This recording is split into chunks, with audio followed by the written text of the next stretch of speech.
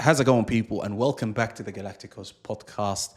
3 days in a row. We have not done this since the podcast started, or since the podcast started, and especially now since we said we want to film as frequently as possible.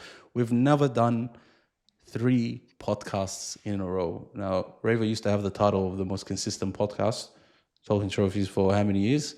I think it's officially over, Raver. No, we've taken over. Like this is unbelievable. 3 episodes in a row, and we've had 2 guests in between all that. So that's pretty decent, wallah. You know what I mean? And we've got a big episode today because Hasib messaged me at 5 a.m. I can't wait for the episode, he said. And it was obvious. It was coming. You know what I mean? So people asked for it. I was like, I have a feeling that he wanted Abshir to be here, but Wallah, bro, I wish he was here. I swear to God, this guy was talking bad for the past 2 episodes. I wish he was here, the hater, but he dodged it today. The hater today won't come back. All the Barcelona fans, you know what I mean, apart from Azam, obviously, because he's the host. Otherwise, he wouldn't be here either. Right? Yeah. I don't know why people think I hate Ronaldo. Like, I actually don't hate Ronaldo. No. But you don't love him either. So. Nah, relax. I love him more than I do. My brother-in-law actually says that I'm a fraud football fan because I like Ronaldo more than I like Messi in terms of likability. But I obviously think Messi is a better player, but he thinks I'm a fraud for even having that. But that's such a common take, though. Like, the likability aspect it's a lot more with Ronaldo, in my opinion. Naturally. Yeah. You see more of his personality than compared to Messi. Exactly. Yeah, but I think that's what makes people hate him more. I think when you show people too much, that's when they can start nitpicking and seeing what they don't like. What do you get for Ronaldo? Arrogant, cocky, I feel like, bro, I think at that point, bro, like, I think you deserve to have that arrogance and that cockiness. I think you've earned it, when you're in that position. But like with Messi, I don't know, with Messi fans that like really like, diehard Messi fans, like it's like, how do you like you can't relate? You know what I mean? Like, because you can't see the true personality from Messi at all. Like, he's very quiet, he's very shy. I mean, this has been like since the start of his career. I'm not saying he should be like Ronaldo or anything like that, but I'm saying like it's hard to sort of get that relatability, in my opinion, when it comes to him. But we don't. As a kid, you're watching Messi, not for his press conferences and stuff. You know what I mean? But it's not press conferences. When like how I fell in love with the guy is like. Pause. But with Messi is literally, I was a kid. I'm watching this guy on the wing just run and take everyone on, like for fun, and I'm like, this is not normal. And then I go to North Lions training, and I'm like, I want to try playing like this guy. And then that's what made me like, I'm like, this guy is my favorite player. Yeah, but I don't the exact same thing. Like the exact same thing. Ronaldinho. Why do people fall in love with Ronaldinho? Like, that's a proper example. He played. That's a proper example. I love Ronaldinho. Ronaldinho was a great player. Yeah, I'm saying like Ronaldinho, Neymar, like these are players that showed personality as well as like they did things on the pitch that were absolutely magic. People love Zlatan for his arrogance as well. So it's like it goes both ways, I guess. But yeah, I don't think I've ever seen someone who said I want to play like Messi. I don't think I've it's not relatable. You don't have to. You just bring a referee. That's it. You bring a referee along. That's it. It's very simple. You know what I mean? Right. I think we got that's what you need to do. We got into it too quickly, wallahi. So let's roll it back a bit. And let's start by addressing what we want to talk about. Today is Matchday 13, guys. We had 4 beautiful games to reflect on. And we'll start with one that was quite entertaining, I would say. I don't know if you guys watched it, but Colombia against Colombia. Oh, my days. Oh, my, what a game. What a beautiful game that was. What a game. And to be honest, the Congolese goalkeeper, I think the best goalkeeper in this tournament so far. Next one to get the 1 million followers, I think, for sure. I think so. I think he deserves it. Unbelievable. Today, he was a shot stopper. Like one of the James Rodriguez chance. I thought that was in. And he cleaned it nicely. You know what I mean? Like, if you look at this goalkeeper, obviously, who Ronaldo played against in the first game, like, I'm like watching him today, I was not surprised that Ronaldo couldn't score. Like, compare that to the other guy, I don't have to mention his name, you know what I mean? I won't be surprised if Zidane puts on his boots or like comes out of retirement to play for this team. You know what I mean? Yeah, it's a big difference.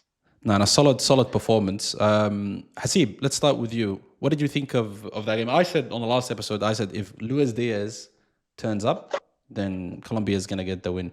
they all had a good game. Like even James Rodriguez had a good game, you know. But it was just that goalkeeper and the stubbornness of the Congolese team that just didn't allow them to have a break. They should have really scored more goals, but it was a very entertaining game. Yeah, no, for sure. I mean, with these smaller nations, I mean, it's very expected they're going to have like, you know, a low block to a mid block, mainly a low block. So it's not a surprise where they had the first shot on target, I think in the 80th or in the 90 something minute that they had the first shot on target, which was, wasn't that surprising in my opinion with the way they set up. And, but like you said, Luis Diaz, man, like Luis Diaz should have had a hat trick in my opinion. He had two disallowed goals that were brilliantly taken. That touch and a finish was absolutely brilliant. The second goal was phenomenal as well. It was just very unlucky that none of them counted. One was a foul and one was an offside. But I mean, Luis Diaz is guaranteed to, like, you know, perform really well for Colombia, in my opinion. I think he's doing that. I think in the first game he did relatively well, and I think this game as well. And James Rodriguez as well, man. Like since 2014, bro. Like I mean, you thought he's past it. But again, he had the closest chance as well, which was, you know, very surprising by the Congolese goalkeeper to stop that. But overall, like the Colombian fans are entertaining, bro. Like they're really, really fun to watch. The entire team is really fun to watch. It's a very, very good balanced team. Very similar to Mexico, in my opinion, in terms of how I think they'll perform when they go forward in the round of 32 or the round of 16. But overall, I think it's a very, very solid performance by Colombia. But I think 1-0 is not maybe a fair reflection of the game. It should have been a lot more. But that's also kudos to, you know, DR Congo too. Yeah, no, solid performance. Raver, did you want to say anything about this game before we move on to the next one? Bro, every time I watch Diaz, I'm like, Liverpool is actually the dumbest team for letting him go. I was about to say the same thing, bro. That's ridiculous. Why would you still play like that? Bro, just him on the counter attack. Even just, bro, he just switched the gear after the 80th minute. He's like, let me play a bit more. Normally players will cool off, you know. He's just like, let me just take this to another level. Bro, Diaz is actually unbelievable. And Munoz as well. I reckon he's gonna I think someone's gonna sign him. Yeah. Yeah. Someone's gonna put in a few good chances. Yeah. And the header in the first half, that was impressive. It didn't look like an offside to me, to be honest. Yeah. Luis Diaz goal or? No, Muniz goal, first disallowed goal. Oh no. It was tight. No. They said it's offside. Very tight. Yeah. That was like well taken, like. Yeah. But shout out Congo too. Shout out Congo. You know, I think the biggest theme of this World Cup, if you haven't realized it, is Hasib said it. Score lines don't reflect the game. Well, like a 1-0 game is like you see 1-0 and you're like, oh, what a dead game. But like that 1-0 game was like, whoa, this is like just like defending versus like let's press full pressure. And I was like, bro, this is the theme of the World Cup. So like even if a game ends 1-0, 2-1, it's going to be an entertaining game. Yeah. No, solid. And then now they're top of their group, and then you've got Portugal who's versing Colombia in their last game. That should be an entertaining one. Yeah, that'll be. But I think Colombia's well and through 6 points. Nobody's catching up to them. They secured their place already, but should be an interesting game. How do you think they're going to do against Portugal, Hassanin? Colombia and Portugal. Look, I've watched both Portugal games. But to me, attacking wise, I think Colombia is more dangerous from what I have seen. I mean, but if we are talking defense, I don't think they've been tested like they played against Congo, obviously, which we have seen this morning, and they played against Uzbekistan. So you can't say that they've been tested defensively, but like on attack, if we've seen Muniz, we've seen Luis Diaz, James Rodriguez. Like I think attacking wise, I think it will be a good, well balanced game. I think it looks like a draw. You know what I mean? Yeah. I feel like that's going to be a really good game. Did someone want to say something? No. Yeah, I feel like that's going to be a really good game, man. I think this is where, because they had that first game, which was a bit of a blip, Portugal. They didn't really do much. Now they kind of, oil their gears a bit, and like it feels like, okay, Ronaldo got his confidence. Even the other players, like we're going to talk about Portugal, but it feels like now this is the actual test before they enter the knockout stages. And if they could do something here, then they're going to go into the next phase with a lot of confidence, because I don't know if if it's going to be any easier than Colombia going forward for them. for sure. I think it's also really matters where they finish first or second, depending on the route that they get. So I think if they finish second, they get like a really, really tougher draw where I think they have France in there, Spain in there, England in there. But if they finish first, I mean, they get one of the third places teams. So that's also really important. So I think that could, there is something to play for, in my opinion. I think if Portugal want to go far, they have to beat Colombia to be able to get a relatively easier run. But yeah, I think you both are exactly right. I think that both teams haven't been tested. So this is going to be the game that's going to, truly, we can accurately judge how Portugal will come up against these big top nations when it comes to the knockout stages. You just said they have to finish first to get an easy run. If they finish first and Argentina finish first, it's literally just 1 or 2 games and they're gonna verse each other. So there is no easy. It's not gonna. Regardless, they have to just turn up, bro. After this game. But let's move on to the next game: Croatia versus Panama, which finished 1-0. Panama, I think it's time for them to just. خلاص يعني. It is what it is, bro. This we didn't expect much from them, but were they underwhelming in both games that they played, and nothing to show for it. They played well, Azam. You think so? I think they played very, very well. Better than they played in their last game, or they played well in consideration to playing against Croatia? Coming up against Croatia, I thought these guys are going to get smoked. But even the Croatians, they struggled. You know what I mean? They had to make a lot of changes. They dominated a bit of the game, obviously. Yeah. But they were dangerous too. The Panama team. Up front, they had nothing, Hassanin, though. They had nothing. Up front, they had nothing because obviously they were defending a lot. But coming out of 1-0, losing by 1-0, 1-0 is not a big loss. You know what I mean? Respectable 1-0, eh? I think respectable 1-0. I think even the Croatia is the one that really lost. We see that Croatia is the team they're not going far. That's what I take away from this. I think this Croatia team should have ran through them. They don't have the team anymore. It's not the same Croatia we've been watching the last 2 World Cups, but I think they're washed, man. I'll be honest. No offense to any Croatians that watch the Galacticos, but your country's washed right now in the World Cup. Modric's too old. That was his 200th appearance, apparently, by the way, for Croatia. So that just tells you, bro, the legs are gone, bro. Khalas. It's not out here for them. Kovacic, what do you call Modric, these guys are towards. I don't think there's another World Cup in them. You know what I mean? No, there's definitely no World Cup. I don't think it's gonna happen. This game was to prove, hey, we're here. You know what I mean? Let's play our football, and we can dominate any team that comes our way. If you're gonna win Panama, you're gonna beat Panama 1-0, and you're actually trying. That's a flag already. Yeah, they've got their last game. They're in a solid position. Croatia, they're third, 1 point behind England and Ghana. Their last game is against Ghana, isn't it? Yeah, that's against Ghana. Now that is a game for the ages. I think we need Ghana to progress more than anything.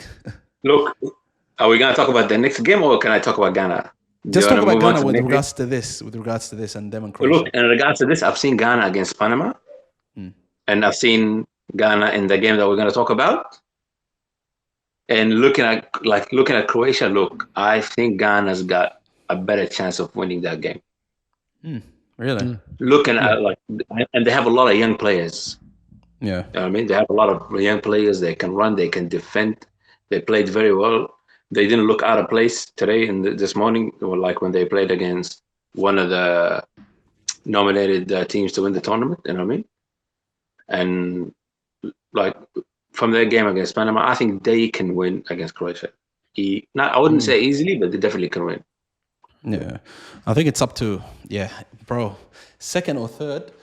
This group, every time I look at it, I'm like, is this the group of death? But I'm like, no. There's groups. It's a tough group. It is a tough group. You're right. It is a tough group. But it's not like it's Croatia. It's not the same Croatia, so it's not really a tough group. I don't know. You know what I mean? There's other groups out there that I'm looking like the France and Norway, Senegal one. That one's unbelievable, bro. You know that one is a group of what's beyond death, guys. That's it. After that, I don't want to say it, but that's it. That group is the worst, bro. You don't want to be in that group. I feel sorry for Iraq, but I can't believe Iraq. What an introduction to the World Cup, What an introduction to the World Cup. First, imagine if you're the Iraqi goalkeeper. First game you have to play Haaland. The next game Mbappe. both are competing for the golden boot. You know what I mean? which is devastating, to be honest. No, it's rough. It's rough. Let's hope It is Ghana. rough. Let's hope Ghana goes through. Let's move on to that Ghana game. They played against England, which okay. So in the last game where they played, we said, Thomas Tuchel's onto something. What's going on? Like, is it finally coming home? And what did I say, Azam? What did I say? Continue. Keep going. Keep going. I'm not gonna say what you said. You can say what you said by yourself. Yeah. But not, England had almost 80% possession, but couldn't score a single goal in this game. Harry Kane missed probably the best chance in the game. And you know what? We've got Ravo here. So let's start off with Ravo. Complete analysis, please, of the Ghana versus England game and your boy Harry Kane struggling to put the ball in the back of the net. Bro, firstly, credit to Ghana. Boys, like, that was a solid, like, normally we always talk about African teams lacking a bit of the discipline defensively and structure, but bro, Ghana held their ground. They did what they had to do. They knew they played for the draw and they got the draw. They won at the end of the day. My biggest issue is Saka not fit? Because Thomas Tuchel should be starting him, bro. Saka needs to start. I don't know if he's not fit. I don't know what's going on in the training camp, but Madueke is in it right now. Madueke is bring him on in the 70th minute. Bring him on later, because him and Harry Kane, they just don't link. If you watch Madueke play, and when Harry Kane's trying to position himself, Harry Kane actually doesn't know what Madueke is going to do next. And if you watch him play with Saka, he knows Harry Kane knows where to move. He's got that link up play with Saka, but he just does not know what this Madueke guy is going to do. I personally think drop Madueke. That's the biggest issue for me. You think start Saka? You think? I think, but I don't know if he's not fit. What's going on? Because it might be a fitness thing. Thomas Tuchel might be benching him because he's not fully fit, can't play 90 minutes. And also, bro, Rashford, because I don't know. I think he might be knocking on the door with Anthony Gordon. That's my take, and I think he should be starting Rashford. Bring Gordon on later. Bring that flair on. But I think you need experience in this World Cup. In games like this against Ghana, you need experience. And bro, they did my boy Kane dirty, man. Like, he was isolated, double teamed most of the game. He got his first shot on target. 43rd minute was it? Injury time was it? I can't remember if it was. So that just shows he wasn't getting fed. So but bro, look, I personally think I think England's gonna win it, man. I'm still backing them. That's your team, is it? Win the group, you mean? I said it before the World Cup. Win the World Cup. There you are, guys. The way they press, and now I'm telling you, the World Cup or finals, but I'm still backing World Cup. I think Thomas Tuchel gave them this confidence, bro. When Gay is literally 2 meters away from the box and he's the last line of defense, that just shows how confident they are going forward. You know, the scoreline just didn't reflect it, but shout out Ghana. Shout out. Hasib, what did you make of this game, man? Yeah, it's funny that River said about Madueke, how Kane can't really figure out Madueke. I don't think Madueke can figure out Madueke, bro. That's one thing. But I think Saka and Rashford, I think both of them are carrying injuries, in my opinion. Both of them have knocks. Rashford has a knock, and Saka definitely has a knock. He had the Achilles problem, so I think he's, slowing him down coming forward. But when it comes to England, man, it's such a fickle fan base. Like, I mean, you saw the reaction. Last week, they won the World Cup. Literally. England won the World Cup last week, bro. Like the reaction to the win against Croatia, which they were expected to win. And you talk about this week against Ghana, they're going back to the team selection of Thomas Tuchel, not putting in Phil Foden, not putting in Cole Palmer, or these two could have been they could have been the players that could unlock, low blocks. And this is the problem. They're too wishy-washy when it comes to it. It's like, I hate to say it, but it's like Arsenal fans when it comes to, the England national team. It's very Arteta in, Arteta out. It's throughout the entire 6 years of Arteta reigns, that they've been saying that. But in my opinion, it's too one-dimensional. When you have the likes of Madueke and Gordon, you can see what Thomas Tuchel's trying to do. He's trying to utilize space to try and exploit in the wings, and then give Harry Kane to drop in. So I understand what he's trying to do, but I feel like it's too one-dimensional towards Harry Kane. Everything goes through Harry Kane, which is a good thing because he's your best player. Why wouldn't you do that? But it's also like if teams like this can lock you down and Harry Kane can't do anything because he's doubled up, what is your response to that? And unfortunately, in this game, they didn't have a response. It was very, very underwhelming. Very underwhelming. Anthony Gordon, I don't know what's wrong with him since he signed that 60 million contract with Barcelona. He hasn't been himself. I don't understand what's wrong with him. But the utilization of Jet Spence as well. I think you can't really talk too much about Jet Spence. He didn't do much wrong, but they desperately need Saka back, and definitely Marcus Rashford should start on the left wing. I think that really changes the dynamic of the whole team, because I feel like if you're a fullback and if you're looking at the likes of Madueke and Gordon, you'll be a lot more comfortable as compared to if Saka and Rashford were running at you on the wings. So I think that's my take on this English squad. I do believe in Thomas Tuchel. I don't think it's an outrageous shout by Rivers to say England can go all the way. I think they could potentially surprise a lot of people, but I think they'll come short in the quarterfinals or the semis, because I don't think they have the ticker when it comes to these late knockout stages. And you never know, bro. Like, they might draw Mexico in the round of 16 or the 32 in the round of 16, and I think that itself could knock him out. It would most likely be in the Aztec Stadium as well. So you never know. Funny how you said they're like Arsenal fans. It's exactly what I was thinking. Honestly, like England fans are they're just flip flopping in every second, bro. When it comes to their players, their performances, and everything. But Hassanin, why don't you just wrap it up for us? Harry Kane. I'll wrap it up nicely, Azami. Ask me to wrap it up. I'm gonna wrap it up for you, bro. Please do. Because let me tell you, I've seen this scenario a million times with Thomas Tuchel. You know what I mean? He picked, like we said that before the World Cup, he picked his starting 11, and the rest of that 25-man squad wouldn't mind sitting down on the bench. You know what I mean? Like, this is that kind of game. I'm sorry to say it, but this is the kind of game where you need creative players. You know what I mean?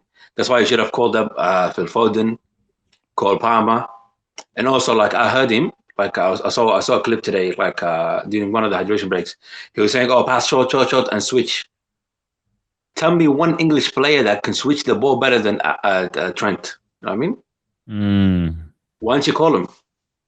You want set pieces, you want headers. Why didn't you call up Harry Maguire? Even if you don't want to play them, that's fine. Put them on the bench. You know what I mean?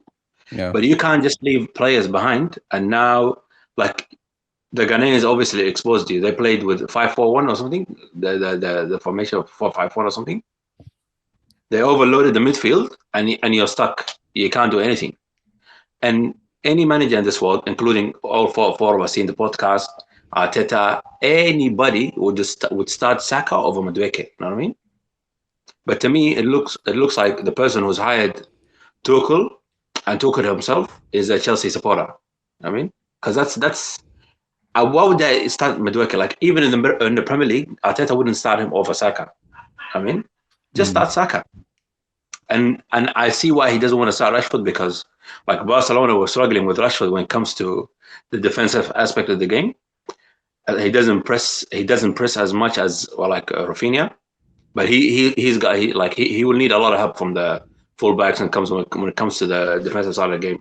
But he definitely can change a game for you. You know what I mean? But that's a conversation that Tuchel, I don't think he's ready to sit down and have.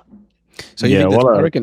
The trend shout's really, really interesting by Hassan. I think that's bro. The trend treatment for me is outrageous, bro. Like, when he left Liverpool, bro, like you saw the impact it had on Liverpool. You saw Salah have a significant drop on, and I think Trent had a lot to do with that. And I think when you talk about X Factor, bro, like, I mean, this is a person after Kevin De Bruyne has the most assists in the Premier League, bro, like in that sort of era between Man City and Liverpool. And I'm like, I don't understand why you wouldn't take him in a 26-man squad. Trent especially. Yeah, okay, like Hassan said, don't play him. But, like, I mean, like, the last 15, 20 minutes to unlock defenses, there's no better player than to whip it in from right back position. And the way he pushes out, what he offers offensively is absolutely, like, monumental, man. Like, I don't understand why they wouldn't take him. I think it's an absolute outrageous thing. I know he hasn't had the best of the seasons in Real Madrid, but so has Jude Bellingham. Like, Jude Bellingham hasn't had the best. He's been, ridiculed with injuries too. So, but it's a bit disappointing to get Trent, but I think it's a push out. To me, it looks like, I don't think they're gonna go far, like, when it comes to the winning the World Cup, unless obviously, like you said, they get lucky with the knockout stage and stuff. But eventually, they're gonna face a team like, let's say, France, or let's say France, for example, or Argentina. What are they gonna do? I mean, yeah. The thing I say about Tuchel is watching him. He is stubborn. I think even before this World Cup, he came with the game plan and he's sticking to it. That's why. That's why he didn't call up Trent when he could have had the opportunity to call up Trent. Even against this Ghana game, it's too Kane-centric. It's too Kane-centric. In this situation, you are struggling going forward. You know what I would have done? I would have taken off one of the midfielders or even one of the wingers and changed to a 4-4-2. I would have chucked on Ollie Watkins up front, to support Kane. Have an extra striker, you know what I mean? Put more, cross the ball in more for them, You'd have two guys threatening being a threat going forward or in set pieces. Sometimes I'm like, even when Morgan Rogers came on, I'm like, come on, Ollie Watkins is right there. Bring Ollie Watkins on. He could bring something. He can do some magic. And we've seen Ollie Watkins do it in the past for England. Late goals. He scored them late. It was in the Euros, was it? Where he scored gone blank. What game was it? Ollie Watkins. Yeah. He scored a late goal, This is the kind of players Tuchel should be stubbing on. And I think he's too stubborn sometimes. It's like, this is the script, my game plan, I'm going to stick to it. As a manager, you got to be a bit fluid. He's got enough players in that squad to, besides the ones he's left behind, but he's got enough players there to do something properly. They're mostly like for like, Azam. They're mostly like for like players. No, none like the profiles are not very diverse when it comes to style of play. Yeah, they're mostly like for like Saka, Madueke, Rashford, Anthony Gordon, what's his name, Kane, and Evan Toney. I just want to know, since when did Anthony Gordon become a superstar? He signed for Barcelona. He's starting for the national team. Did I? He's been running the Champions League. He had a fantastic run in Newcastle. Even if he was to get signed for Barcelona. No, but he didn't though. I don't think he had a good Newcastle finished below bro. In the Champions League. In the Champions League, he was good. He was one of the best players in the Champions League. They got destroyed, bro. Every English team got destroyed in that. When Spurs got destroyed against Atletico Madrid, same thing with Chelsea, same thing with Newcastle. I think they got absolutely destroyed. I don't know who was it. Bayern Munich? I think it was 7-2 or something like that. I don't know, man. The entire domestic season was a shambles for Newcastle as a whole. And Anthony Gordon was also injured for a very large portion of the season. So I don't understand Anthony Gordon not only being in the squad, but also being on the left-hand side, starting both games, 2 games in a row in the World Cup. So I don't know. Yeah, but let me tell you something here. Barcelona signings don't make any sense. They never made any sense. Since back in the day, by the way, just a disclaimer before Hassan keep talking. He's a Madrid fan. Yalla, faddal. Yeah, that's what I'm saying. I'm a Real Madrid fan. I've seen Barcelona the way they buy players, and it never made sense. We've had some stinkers like Paulinho and because they've had stinkers. They've had stinkers since 2015. For the last decades, most of the signings, one good signing, and then the rest are terrible. Even the big signings were stinkers, like Coutinho, Griezmann, stinky ones. Even Dembele was a stinker for Barcelona. Imagine, the Ballon d'Or winner. He was a stinker. Barcelona player, the greats always come from La Masia. Good man. That's how it is, Allah. The greats, like Messi, starting with the goat, Lamine Yamal, who got touched by Messi like this. Huh? No. That's all right. Anyways, let's move on to the main event, guys. Portugal against Uzbekistan. A day where Cristiano Ronaldo could play against a women's team or under 12s team. Let's be honest. No, just kidding. We're not gonna do a Ronaldo disrespect here. This panel, the reason why it's good is because this whole panel appreciates football or they're Ronaldo fans. So Ronaldo's safe. All Ronaldo fans. So Ronaldo's safe in today's episode. 5-0, guys. 5-0, and it's only right that I get Hasib to start us off here because he did message me at 5. I'm not even joking. That was 3 or 4 in the morning. I don't remember, but it was early on. And Hasib, you were very excited to speak about Cristiano today. It was a moment that everybody was waiting on. Even Amir was celebrating in the group chat with us this morning. But is it like a relief or is it inevitable? It was always coming. It's always coming, Azam. I'll be honest with you. I'm not just saying this, man. I'm not just saying this. It's inevitable. It's inevitable. What did we talk about in the last episode? We talked about this World Cup. It was a World Cup full of superstars. The older superstars, the newer superstars, they're all showing up. Harry Kane, Kylian Mbappe, Erling Haaland, Lionel Messi. So when we talk about this is the World Cup of greatness, how can the man who's great himself can't show up? How is that, bro? He was always going to show up. This is the thing. And exactly what we said in the previous podcast, if you feed him, if Portugal play to the potential, you can get away with putting Ronaldo up front. And today, in my opinion, for a 41-year-old, he had a phenomenal performance. Now, you can talk all you want about this is Uzbekistan, because you can only play what's in front of you, right? If he doesn't perform against Uzbekistan, you're going to go off at him, right? So why not praise him as well when he does it against Uzbekistan? So and Messi scored against Lucas Zidane, by the way. Like the word, I can score against Lucas Zidane. I mean? Yeah. So in my opinion, his entire career, Ronaldo's entire career, is built on resilience. His entire career. Even he said that in the post-match press conference when he talked about when people were asking about Messi and he's trying to go to the next thing. When he said, I'm back, and the reporter asked him, you said, I'm back. He's like, yeah, it's been like that for the past 23 years. He knows himself. He's built on resilience. You can criticize him. The criticism is at his peak. The doubts at his peak. Zlatan and Thierry Henry are having the time of their life as pundits, criticizing him left, right, and center. The fans are talking about Kevin Prince Boateng on SBS is saying if he cares about the team, he should drop himself. Who says that about a player? Yeah. So he said that when the criticism did actually Boateng say that? Yeah, he said that. Yeah, Kevin Prince Boateng said that. I love this guy, bro. Why would you say something like that? Bro, when the criticism is at its peak, that is when Ronaldo performs. He loves being there, bro. He thrives off this right here, and this is exactly what it showed. He was playing with an agenda, bro. He was playing with an agenda, and finally, the first bit of opportunity that he got, that he never got the entire 90 minutes against DR Congo, was Cancelo crossed it in, first touch, finish, boom. It wasn't just, it was with a purpose. Second goal, you never thought a 41-year-old Ronaldo could score that second goal. Bruno Fernandes gave it in on his path, beautifully taken goal in my opinion. He could have had another 2 goals, but unfortunately that wasn't the case. But either way, in my opinion, his link-up play, he didn't do too much with the ball. The free kick, you call him selfish, he let Nuno Mendes take it.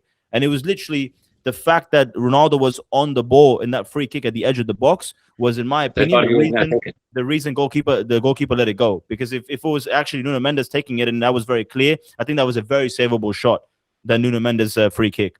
But all in all, this is what I expected from Ronaldo. This is what I expected our Portugal to play. And for me, this is not a surprise because I know that he can deliver, because I've seen that time and time again throughout his entire career since I've been following him. So in my opinion, this is how they should be playing. Hassanin, you're like a dog just wanting to bark, bro. Go for it. Because I was going to say something here. First, I'm shocked by what Kevin Prince Boateng had said. I mean, because this is a goat Ronaldo. And then secondly, when I hear people I like Zlatan, obviously. I love Zlatan. I think he's a big player. You know what I mean?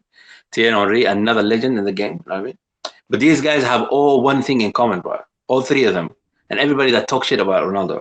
They all either played for Barcelona or love Barcelona. You know what I mean? No, Hassanin. Oh my God, bro. It is. How else would you explain it? I genuinely thought you were going somewhere with it. It's not Cook, that, Hassanin. bro. Cook.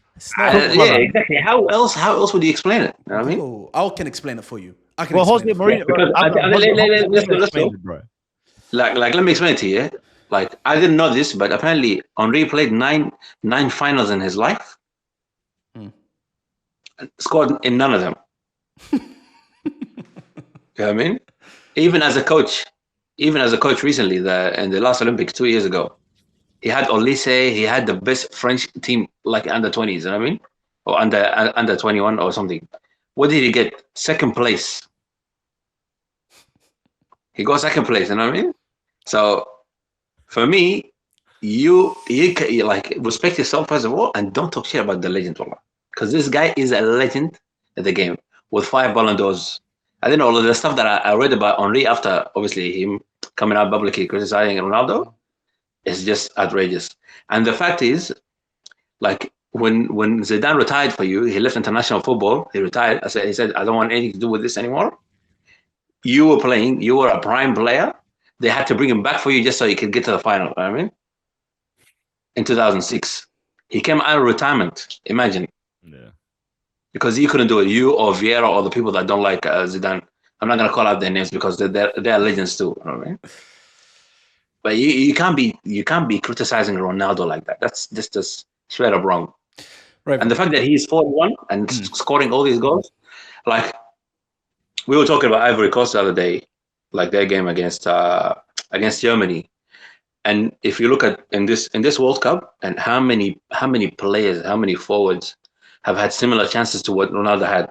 Ronaldo first touch goal, first touch. He didn't have to control the ball. He didn't have to check where the keeper is. natural. You know what I mean? Bang, goal. That's it. End the story, man. Because he makes it look simple. Because he simplifies the game for us and makes it look beautiful. We think anybody can do it. But do you think they can do this? That's enough. That's enough. خلاص. Only look. خلاص. Look, only maybe Lamine Yamal, Messi. Even though I don't like Messi, you know that I don't like Messi. I think he's a forward player. But like only a select few can finish a ball like this. You're a I'm mess. trying to go on your You're a mess. Anyways.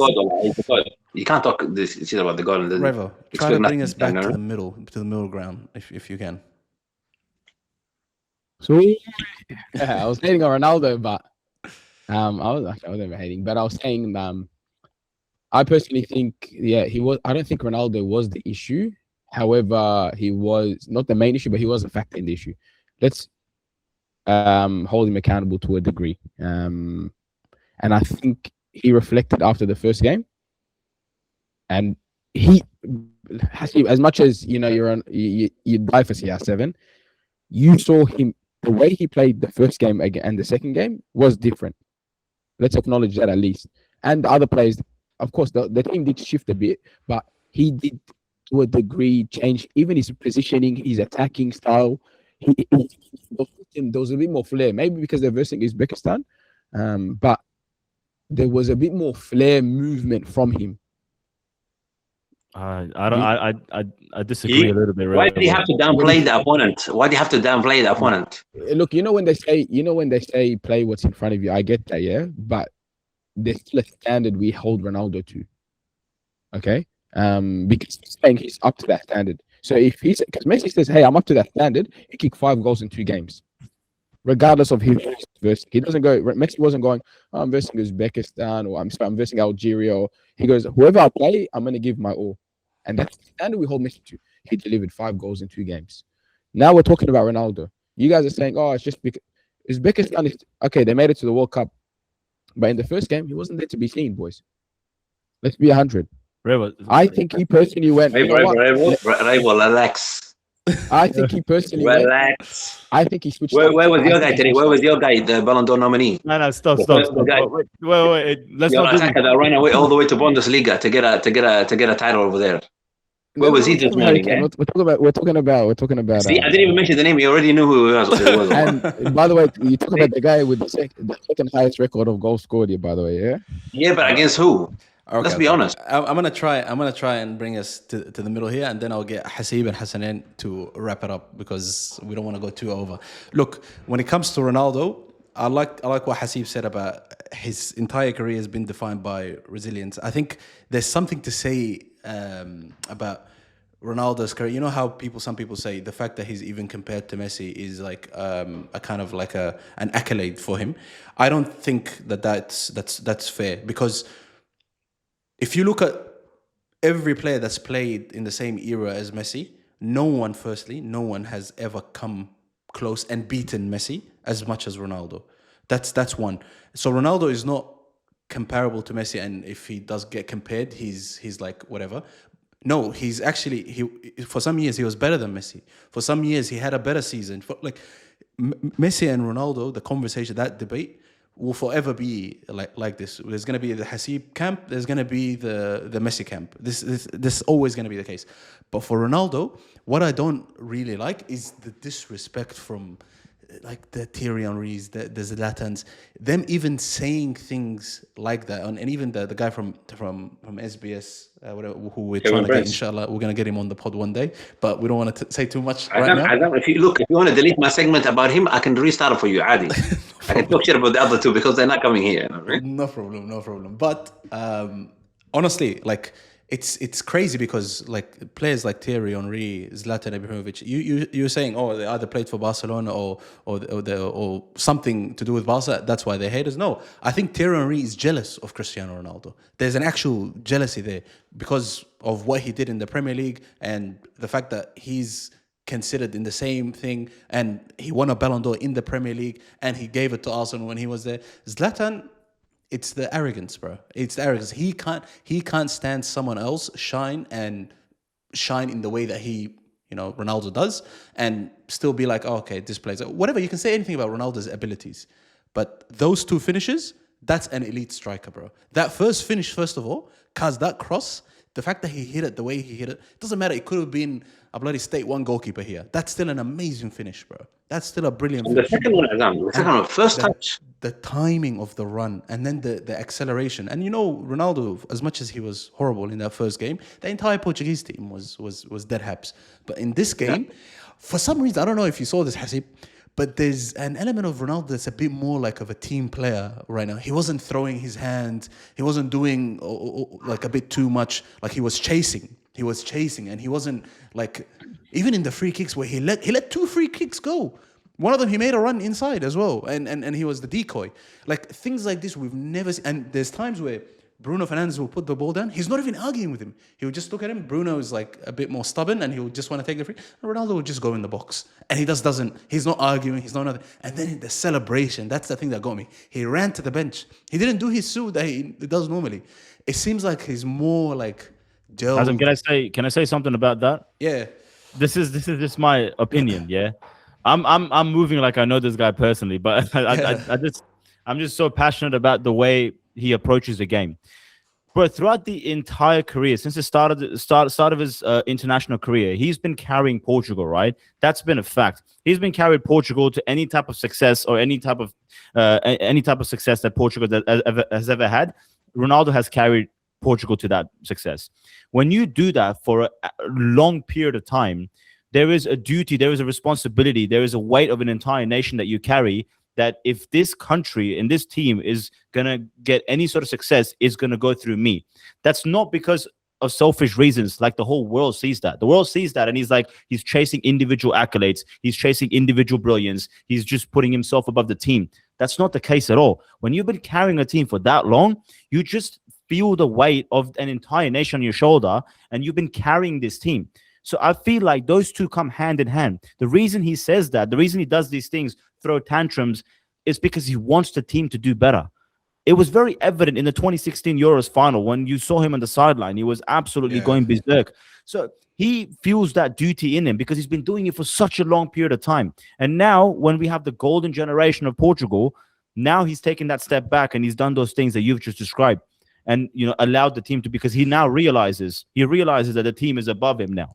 I've never seen Ronaldo do that. I've never seen this Ronaldo in Portugal. There is a reason. What I saw this morning, that I've never seen. And there's almost a humility with it. I don't know if I'm looking too deep into it. Because he's telling them, if you can do it, please.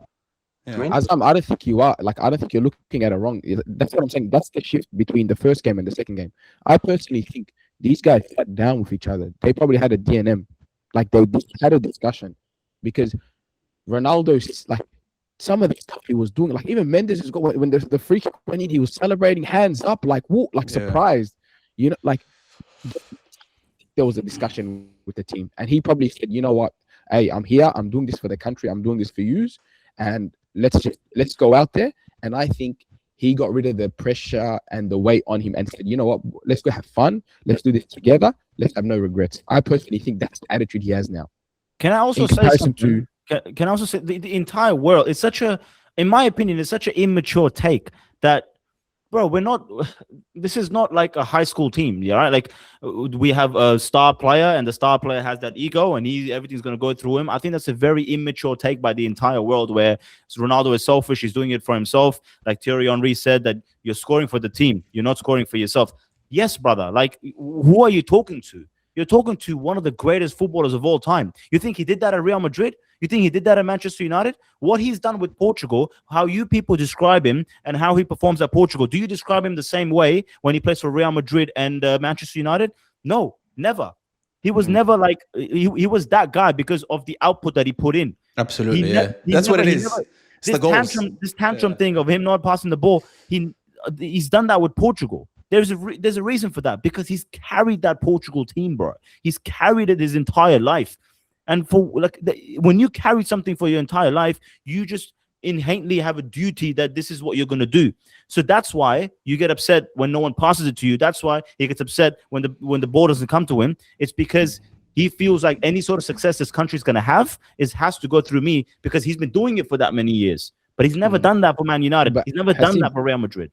That for us football fans, that it doesn't make sense in a way. Like, we've never seen a 41-year-old do this. We're still getting used to it. Like, we all know the line, like, die a hero or live long enough to become a villain, you know? When he makes the mistakes, he falls into that line straight away. Oh, it's Ronaldo. It's going to be like that because we're looking at him going, you're 41. And that's credit to him, how great he is, of course. But we're still getting used to it. Like, I think he's almost going to break Roger Miller's record soon. If he's going to be the oldest goal scorer in the World Cup or second oldest. In the knockout stages. Second oldest. But like, we're not used to it. But Roger Miller was like, just fill in, let's play. This is someone that's, hey, we're going to win this. So we're not used to this. So he's going to get criticism from people being like, oh, look, he's a bit too old. He shouldn't be doing this. He should move to the side. Because we've never actually seen a 41-year-old carry. We've never seen someone at his age play at this level, you know? And this is the reaction you're going to get from either the haters and the lovers as well. You know, you're going to be like, oh my God. Barcelona life, bro. Anything associated with Barcelona is going to criticize Ronaldo. That's it. It's basic math, bro. No, it's not. Wallahi. But anyways. It's not 1+2. You know, it's not 1+2. Right? There's something about Ronaldo right now that I'm starting to appreciate a bit more now that I've seen him do it at this World Cup. This is his 6th World Cup, by the way. We have to address this. This is a record. He's been playing in the World Cup, Azam. He's been playing he's been wearing that Portuguese jersey since half of this team before even they started walking. Yeah, he's been playing for the team. Carrying them. Yeah, it's ridiculous, bro. You know, and the thing that I just wanted to say is that Messi, yes, he does work hard. He does do all that, but Messi is naturally gifted. Messi is like very natural. Ronaldo's naturally gifted as well. But Messi, he gets the penalty. He gets the refereeing, the favoritism. He's the most by FIFA. I want to say something good about. By FIFA, he's the most favored player in the world. Everybody knows it. Hassan, I want to say something good. Wallahi. And now I have to go. But I want to say something. Yeah, nothing to do. Guys, so I've muted you. Nobody can hear you anymore. We have to do this, Wallah. Get out of here. Please. I'm leaving. Please. I'm going to leave. Listen. One more point. Nothing to do with Messi. Nothing to do with Messi. You can give Messi all the flowers. Yeah? I don't want to give Messi flowers. I want to give Ronaldo flowers here, bro. No. I'll say I'm going to leave. That's why I got to go. So I was going to say, I'm going to say one thing. Yeah. I wish Portugal before the start of this World Cup have just made a call up to one person to put this entire team into their place. They should have called up Pepe out of retirement. Tell him, listen, come sit down with us in the dressing room. Put all this Joao Neves and all these disrespectful guys in their place as well. That's it. That's fine. He's on the bench. I mean, he's on the stands. He's watching the game. No, stands is not good enough. He needs to be in the dressing room. He's going. I reckon he's going to the dressing room. He needs to be in the dressing room with a belt because a lot of these players need a belt out. Anyways, the way disrespected Ronaldo like that. Anyways. The GOAT. Anyway, Azam. Thank you. I was gonna say, all right, boys, see you. Messi is a fraud. Bye. Bye. Anyways, what I wanted to say is that the thing that makes Ronaldo for me, like the thing that I'm starting to notice is that yes, Messi is talented and Ronaldo is talented, but Messi is obviously more naturally gifted than hardworking. But then you've got 100,000 other players who are probably, have some sort of gift there. But the fact that Ronaldo has outdone every other person when it comes to hard work, you know what? Like we don't actually think about this. This is an unbelievable achievement for someone to come from nothing and to. It's clearly seen that he has worked his way up to this level and maintained that standard, and at one point was the best player in the world, and will go down as, a player with the most goals in history, and all of these things, and all from what? Discipline, hard work. Just that, you've got to respect that, bro. Wallah, you have to respect that. He said it himself, Azam. He said it himself. You know what I mean? Like he said, it's a trained product, man. He's a trained product, and he's dedicated his entire life. Every single story you see from the likes of Rio Ferdinand, Roy Keane, Gareth Bale, in any podcast that you see as a teammate that Ronaldo is, early to training, last to leave. He said it himself in his podcast. He's like, to be Ronaldo, he can give you the blueprint. It's there. I will give it to you. I'll tell you how to be Ronaldo. But can you do it? Will you stick to it? Will you have the discipline to do it? Brother, this is why, to me, I accept that Messi is the greatest of all time. All right? And I also believe that you're stupid if you don't think that. But for me, I can never relate to Messi. I said that in the first podcast that I was here. I can never relate to Messi, but I can relate to Ronaldo, bro. I can relate to Ronaldo, and I can always relate to Ronaldo. People can always relate to Ronaldo. 10 years, 20 years, 100 years down the line, people can relate to Ronaldo. You just can't relate to Messi, bro. Because Messi, like I said, is a God-given talent, bro. If he left in his prime for 2 years and not touch the ball, he'll come back to the exact same thing that he did. Right? So that's what I'm trying to say. It's a trained product, and we talk about hard work, discipline, but these are throwaway words that we use when we describe Ronaldo. But if we sit down and actually deep it, the longevity, bro, the longevity, that's not something that is normal, bro. Like you said it, it's like we're still getting used to this. But like, if he doesn't perform, we're still comparing him to the likes of Kylian Mbappe and Erling Haaland and Harry Kane, who are in their primes. But we're talking about 41-year-old Ronaldo. You know what I mean? Like it's madness to me how people don't talk this and talk, because we never get to have these kind of conversations like I'm having with you guys. It's always on a banter thing. It's always like, oh, Messi, Ronaldo. You can't have a conversation about Ronaldo without mentioning Messi's name, and vice versa. But like, we never get to have these kind of deeper conversations about it. And that's why it's always going to be the thing that Revo said, that people are always going to criticize whether you love or hate him. It's going to be very polarizing indeed. But this is the Messi and Ronaldo era, man. This is what it gets us to do. Still with that's the thing I wanted to end. But like, I actually want to compare Lamine to someone. I don't want to do that, Revo. Same. I don't want to let go as well. I don't want to do that, bro. I don't want to let go. Bro, it's so close, Ravos. It's so close. It's the day that they retire, cuz, bro. Like, I don't go to concerts, yeah. I don't go to concerts, and I don't particularly like going to stadiums, and I don't really particularly like glazing someone. You know what I mean? Like, I hate when people go to concerts and, like, you know, my missus wants to go, but I'm like, I don't want to go. You know, there's 90,000 people screaming one guy's name. It's weird to me, yeah? But when it comes to Ronaldo, that's only one person that I make an exception with, bro. I will die on a hill for this guy. I don't understand what this is from a very young age. Bro, I've been in physical fights when I was growing up in Dubai in primary school. Physical fights with these debates for Messi and Ronaldo. But this guy's been my entire life, bro, growing up. You know what I mean? Like that. This is the football that I grew up. People try to be cute when they ask them, "Oh, who's your favorite player? Oh, what player made you fall in love?" And they'll say, "Oh, Romario, Ronaldinho," and they'll be like, "Yeah, 16," and they'll be 16 years old. I'm like, "Cuz, come on, bro. Let's all say the truth. It's either Messi or it's either Ronaldo, realistically speaking." So I can keep going like this forever, but we have to give the people this episode, bro. Do you think Portugal's gonna win? With what I've seen, it really depends how they do against Colombia, but I can't see it. It hurts me. Well, it hurts me. If I speak from my heart, yeah. But if I use a little bit of logic, I don't think so. But it's gonna hurt me when I see them get knocked out. Well, it hurt me in 2022. His walk from one end of the pitch to all the way to the tunnel. Well, that broke my heart, bro. That broke my heart. I even vice versa, you see Messi lift the World Cup, and then you see the downfall of Ronaldo leaving Manchester United after the interview, going to Al Nassr, not winning the Saudi Pro League, and then getting knocked out of the the quarterfinals of the World Cup. It was heartbreaking. Wallah, bro, it was dark times, man. Dark times, wallah. Lads, we've got to wrap up.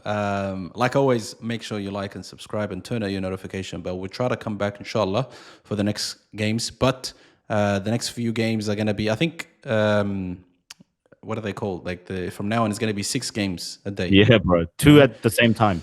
Yeah. We might skip tomorrow just because we'll probably need a break. But if Neymar plays, I think we might come back, boys. If Neymar... He'll play, bro. Yeah, he'll play in Scotland. Guys, if Neymar plays and scores, just get ready. Azam is messaging both of you, inshallah. But inshallah, we'll try to come back as soon as possible. But enjoy the episode, and we'll see you guys next time. Take care. Peace. All my niggas, we intimidated. All my they intimidated. Burn City, we intimidating. Got my young boy, he intimidated. All my shooters, yeah, they really aiming with them cold niggas. We ain't got no patience. Money talks in my conversation. One niggas, they are imitating. Ask my dogs, we intimidating. Ask my bro, we intimidating. How you poppin', no niggas hating, and I play the hoe to keep it.